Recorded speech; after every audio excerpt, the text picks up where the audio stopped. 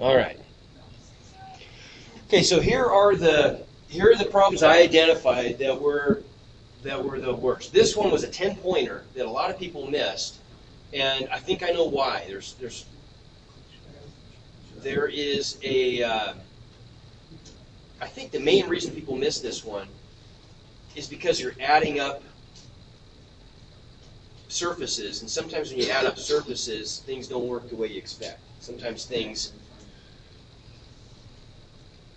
certain parts disappear that you would expect to be there that are in the original formulas. I got to check one thing out. It seems like I had a better one last period. Okay, so let's start off with the formulas. We got surface areas of cones and cylinders. Oops.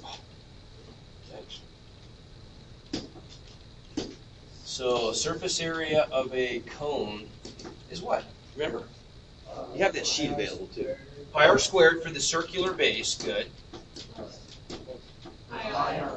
Good. Pi r L would be the lateral area around the cone. Now the surface area for a cylinder, 2 pi r squared. Now I'm going to write that a little differently. I'm going to write it this time as pi r squared plus pi r squared for bottom and top base, right? Plus, what was the lateral area? 2 pi r h. Good. Okay, now let's just cancel the ones that aren't there in this shape. When I put these things together, notice that the top base of the cylinder and the bottom base of the cone aren't part of the surface anymore. They're now inside, right? That's where we put the glue to stick these things together. So we can cancel those out. The base of the cone goes away, and one of the bases of the cylinder goes away. Yes, ma'am. Oh, yeah, take them. You betcha. And what we end up with is just this stuff being left over. So that's our surface area that we're adding up, right? All that stuff is given to us. All we have to do, we know that if x is 3, x is the radius, right? So r is 3. The height of the cylinder is y, that's 5, right? The slant height of the cone is the distance of the outside, right? And that's 21. So all I have to do, literally, is just plug that stuff in my calculator and get numbers that I can add together. Does that make sense? Does anybody want to see? I've got a calculator here. You want me to do that? Yeah. So would you do like the pi r L plus the pi r squared plus times it? All I would do is my surface area is just that stuff added up. Oh. Those are the parts that are on the outside, right? I've got one base, which is down here, the circle at the bottom that this thing sits on. I've got the 2 pi r h is the tube, right? And then the pi r L is the cone, outside of the cone. Okay. If I put that in my calculator,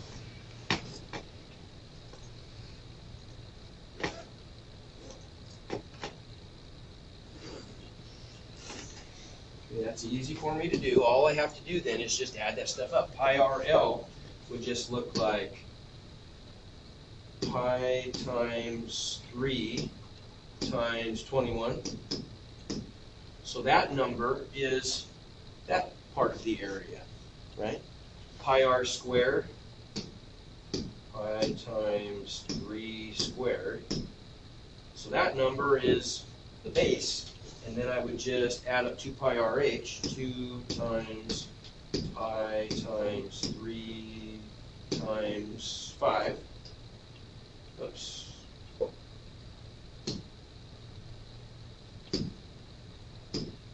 And that number is that guy, right?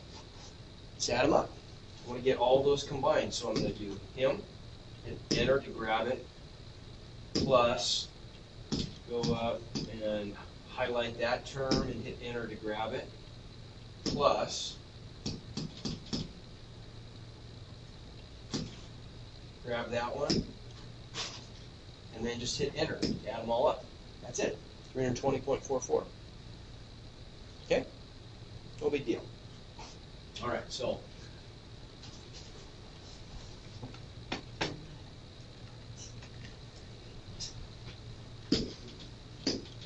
okay, these were a big problem for some reason, I got to believe maybe I just didn't spend enough time on this part. But this is important. This is actually a really important concept in math. Let's read through this and make sure it makes sense first. It says the volume of the sphere is 256 thirds pi. Now, so it's giving us that. It wants us to find the circumference of the sphere. It might have said find surface area, or, you know, who knows. It could have said other stuff too. No matter what it wants us to find, though, it always is going to depend on the radius. When we're talking about spheres, all of the formulas depend on r, right? So we've got to find r first. And then whatever r we get, we're going to plug in to the circumference formula, okay? Now, how do we find r?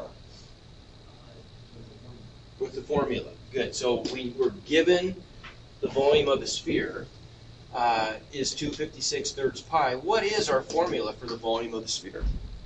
Remember? 4 thirds Pi r cubed. Pi r cubed. Good. Okay, so we're just going to set that equal to 256 thirds pi, right? Oops.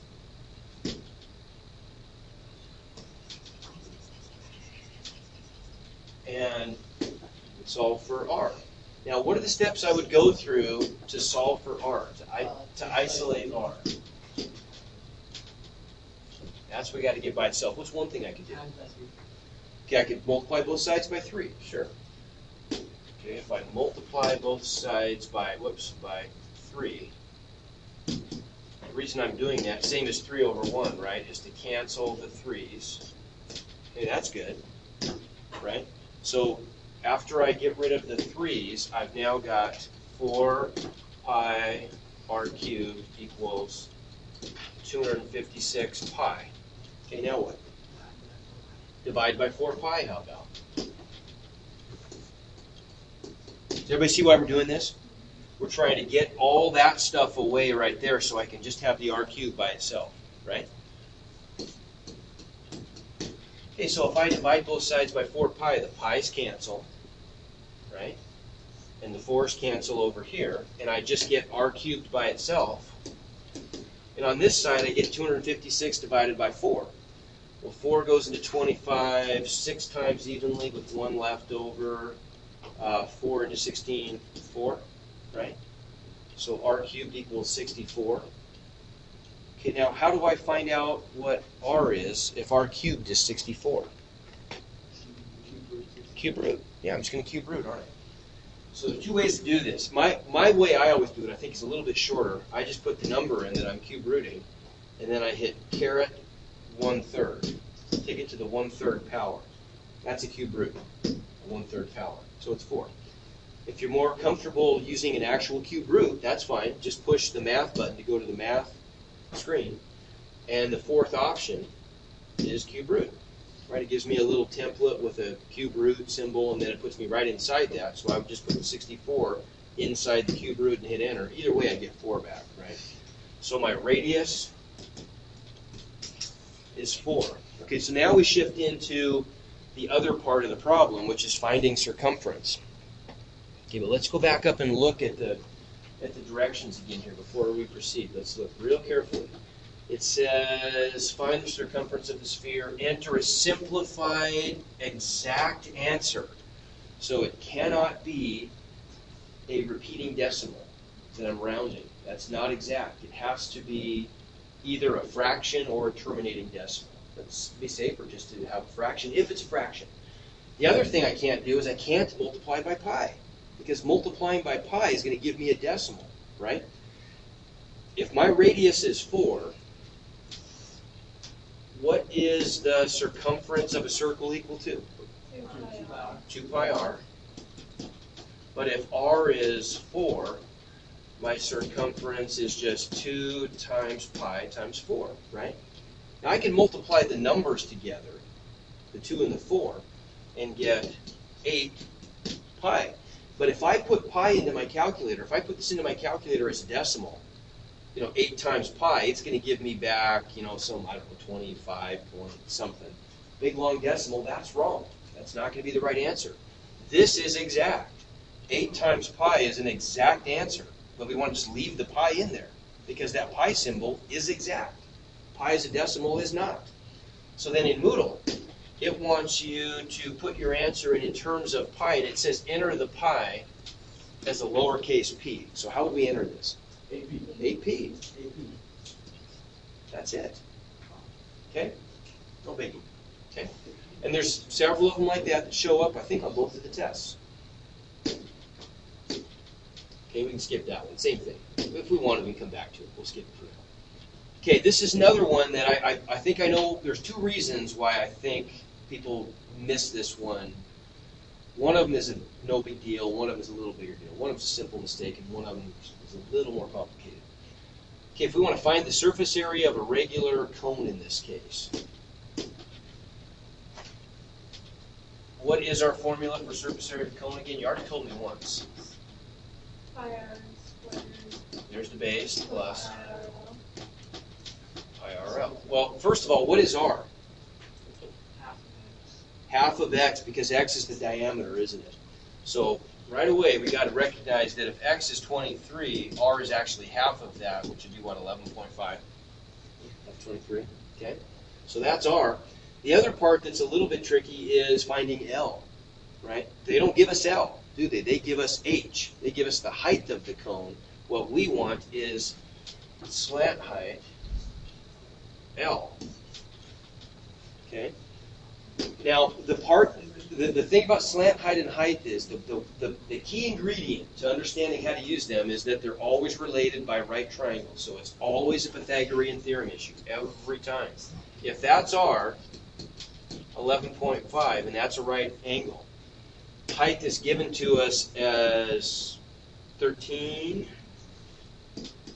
So there's my right triangle. I've just got 13 for one leg, 11.5 for the other, and I'm finding L. Well, what does the Pythagorean theorem tell us then about L? Yeah, good. It's going to tell us that 13 squared plus 11.5 squared equals L squared. So what would I do to find L? Yeah, I mean, I could turn it into one number if I want to, or I could just square root that sum on my calculator, right? So L is just the square root of 13 squared plus 11.5 squared, and that's why we've got calculators. We're doing stuff like that. So square root 13 squared plus 11.5 squared. If I hit enter, I get some horrible decimal, but that's okay. It's in the calculator, so I can go get it whenever I need it. It's an exact answer, right? The decimal actually goes much further than that. It just doesn't write it. So there's L. Now I've got everything I need in my formula. I'll just plug it all in. There's my formula, right? So I'm just going to have pi times, radius was 11.5, 11.5 squared, plus pi times r times L. Pi times 11.5 for r times, and there is my L. I'll just go up and grab it. Right? And hit enter. And that's it. 1042.54 is my surface area. Okay? Make sense? All right. No big deal.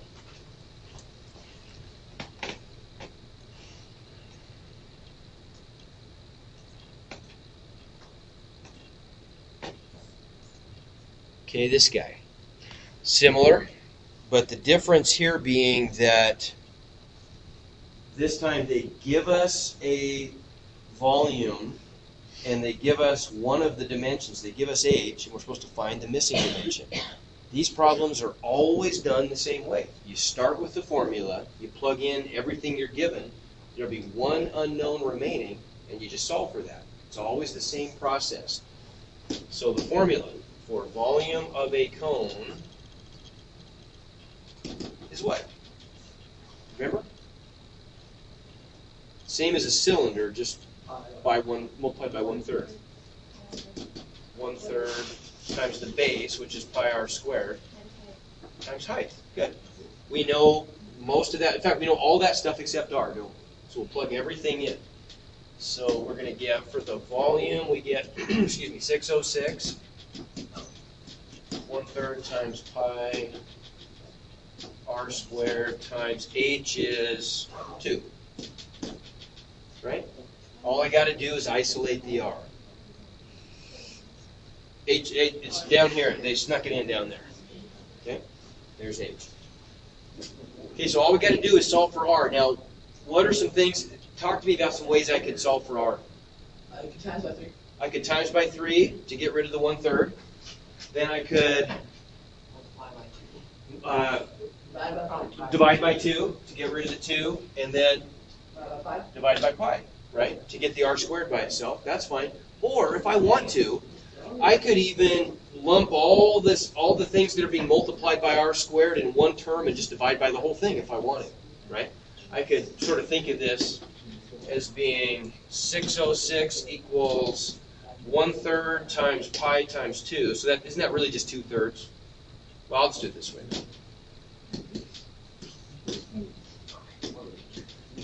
Right? Divide both sides by that. But now here's the danger, not a danger, but the thing you got to be careful about. If I divide by more than one thing at a time, what do I have to do? Got to put them in parentheses because I'm dividing by that quantity. I'm treating it as one thing, right? That's how we do that in math. We treat something as one thing by calling it a quantity and putting it in parentheses. So, if we do this stuff, I've got 606 on the left side. I'm going to divide that by, in parentheses, 1/3, so 1 divided by 3, times pi, times 2. Close the parentheses. That look good? Okay? So then we've gotten rid of all that stuff. Now I've got an r squared by itself. What's the last thing I have to do? How do I get r by itself if it's being squared? Square root it. Good. So I'll just square root that stuff, right? That last number.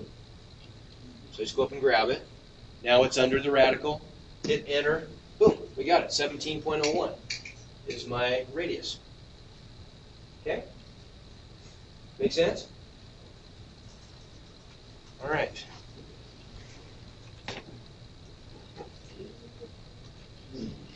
Okay, same. No. We won't be there today. Tomorrow we will. Okay, solve for y using the same kind of thing, isn't it? In fact, I tell you what. We'll maybe come back to this one because it's really the same problem. It's even easier than what we did last time. Okay. If we have time, we'll come back. Yes. And we just did that one. Never mind. Okay, here's the one I wanted to get to. This is the easiest one. A ton of people miss this. I mean, it was like only 20-some% got this one right. This is the easiest one to get if you missed it. It's not hard at all. There's one part of this that people forgot to do.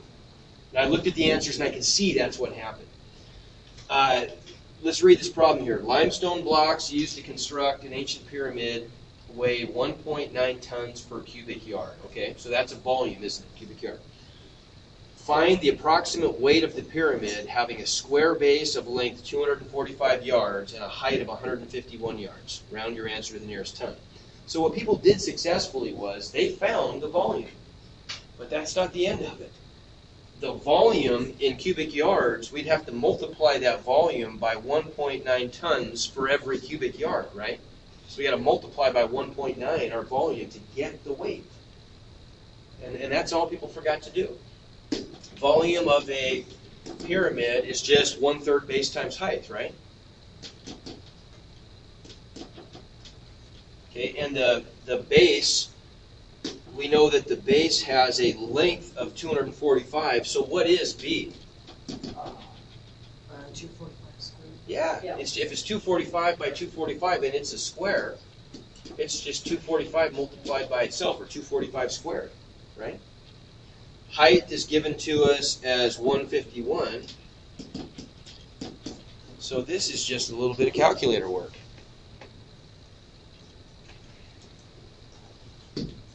So the volume is just 1/3, 1 divided by 3 times 245 squared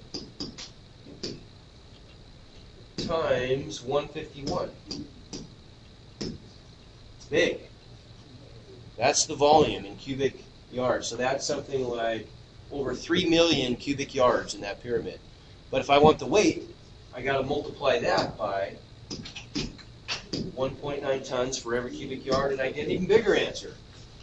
Roughly 5.7. Now, actually, they want us to round this to the nearest ton. So what does that mean? Leave it as a whole number. Leave it as a whole number. Yeah, we're just going to, this decimal, 0.8, would push this up to a 1, wouldn't it? Yeah. So the answer would be, whoops. So the answer would be 5,740,391 tons. That's big. That's a lot of stone there. Somebody moved. Okay. Okay, last one. This is, I understand why people would, this is a hard one, but I still think that people can, I think everybody can get this one. I really do. I'm going to show you a slightly different way of doing this. Now, let me remind you how we did this last time. And you can sort of take your pick, but the last period people seem to like this other approach even a little better. And I like doing this because it's important to show in math that there's oftentimes many different ways to look at getting a solution. What we did last time, remember, was we took this, they're giving us this height of the top pyramid that sits on the prism. Remember, what we did is we calculated that distance right there, and then we made a right triangle out of it, okay, to find the slant height. Okay, what I'm going to do this time is a little bit different. We've still got that height z, which is given to us, but I want you to keep something in mind here. Keep in mind that this is a hexagonal base to this pyramid, right? If we look down on a regular hexagon, hey, I think I can be tricky here. You've got one right there. Look at that. This is so tricky. Look at this. Okay, there's my regular hexagon, right? We know that a regular hexagon, we can always break up into 6 equilateral triangles. That's a really important thing to remember because look what happens here. Does everybody see that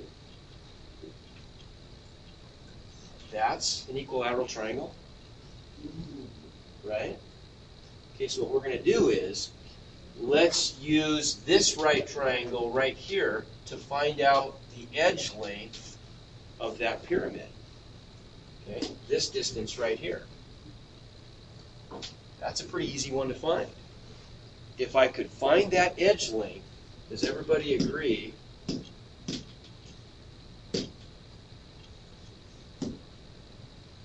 If I could find that edge length, that's also this edge length right there. Whoops. It's also this edge length, right? And I could peel off that face. I could take that triangle off of the face of the pyramid, and wouldn't that triangle just look like this? Right? Okay, well, what is this edge length? I know that if x is given to me as being 8 down here, then isn't this 8 also? And that 8 also right there? Everybody see that? Yeah. Okay, so look at this right triangle I've got. That's a pretty simple one. I'll get rid of him. I don't really need him there, or even him there. Oops. Oh, needed some of that, but oh, gosh. Here's the part I'm interested in. Here's my triangle, right? So I can plug in some numbers. That's 8. Z is given to us as being 11. So there's the 11. And then the edge length up here is just the hypotenuse of a right triangle, isn't it? Right? So that's just going to be the square root of a squared plus b squared, right? Everybody with me? Okay, that's just a number. So that's going to be 11 squared plus 8 squared. Whatever that is, we can find it in our calculator, and then it's there if we want to use it, right? Let's do that. We'll have that out of the way.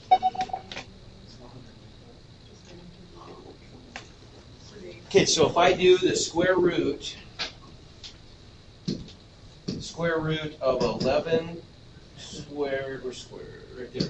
11 squared plus 8 squared. There it is, 13.60, blah, blah, blah. That number's there. That's the edge length, right? We can use that right there. That's the length of that edge. So this one is the 13.601, blah, blah, blah. We're going to cut this thing down the middle because that's the slant height, isn't it? The distance up the middle of one of the faces of the pyramid.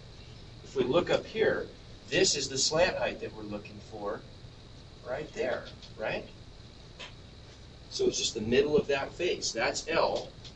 If this whole distance is 8, what's that part right there? 4.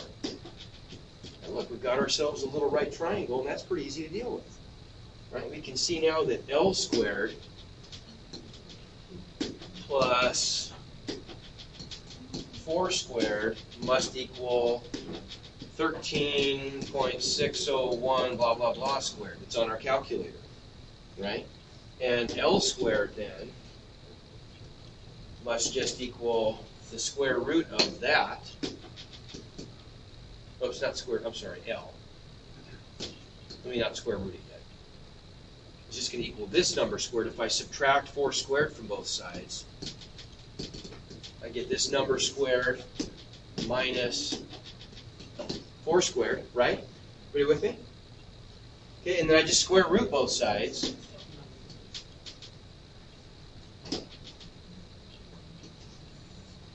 To get L, right? And I got it. So let's find out what that is. So why do you need L? Okay, why do we need L? Good question. To find the area of the... We need L because if we're finding surface area, that's how we're going to find that cap. The rest of it's easy, by the way. The rest of it's just formulas. That's the part that's tricky, is finding L. 99%, we're not 99, 95% of the work on this problem is L. The rest of it's piece of cake. Okay, so let's find out. We get the square root of that number squared.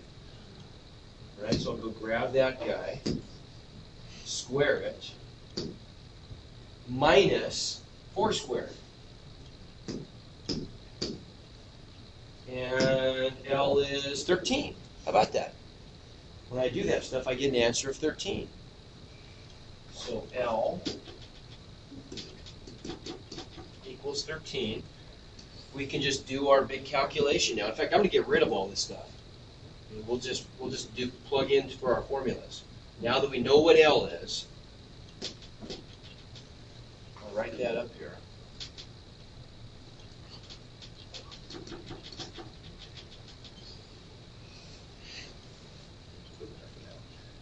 What's our volume going to be? We got how many parts? How many surfaces are there we have to account for here? How many bases are there on the whole thing?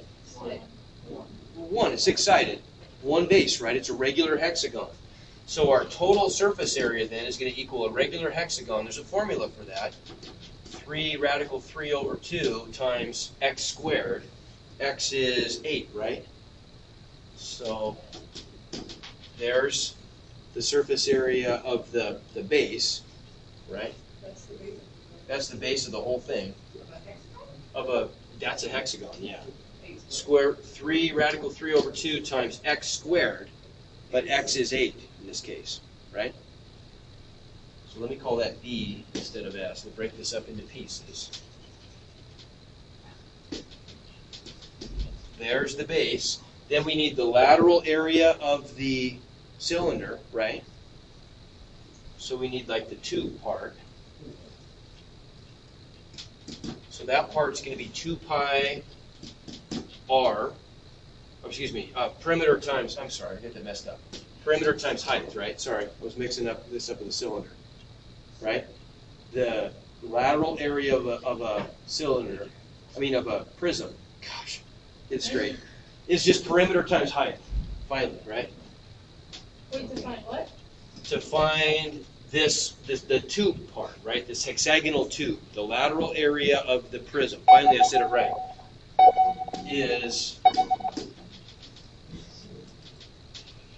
That's just equal to the perimeter times the height, which is y, and they give us y as being 8, right? Well, what's the perimeter of a hexagon? Yeah, just 6 times the side length, right? 6 sides. So that's just going to be 6 times 8 times the height, which is also 8, right? And then finally, I get the lateral area of the pyramid, which is just 1/2 PL, right? So that one's just going to equal 0.5 times 6 times 8 times L was 13. Isn't it 1? No, you're thinking of volume. Yeah, we're doing surface area. Yeah. Okay, so I could just plug all that stuff. Plug all that stuff in and get an answer. 3 times the square root of 3, get out of the radical, divided by 2, times 8 squared. Don't you want to put 3 times right over the end? Good question. Do I need to put? I could, and it wouldn't hurt. But if I'm only dividing by one thing, it doesn't really. It's the same thing. 3 times radical 3 over 2 is the same thing as all that stuff in the numerator. It's up to you. It won't hurt if you do. Okay. So there's the number that goes with the base. Got it. Now let's find the number that goes with the tube. 6 times 8 times 8. There it is. There's the area of the hexagonal tube. And then we need to just pop that little pyramid on the top. So 0.5 times the perimeter was 6 times 8 times the slant height ended up being 13. There they are. There's the 3 players in our surface. We'll just add them all up. That guy plus that guy plus him. Add them up. There it is. 862.28. Okay? Make sense? Good. Good. Do we want to do that cylinder one, or do you feel like that's... Yeah, the cylinder one is just like the cone one we did. I think we're okay. All right, I'm going to... You guys did a great job. Man.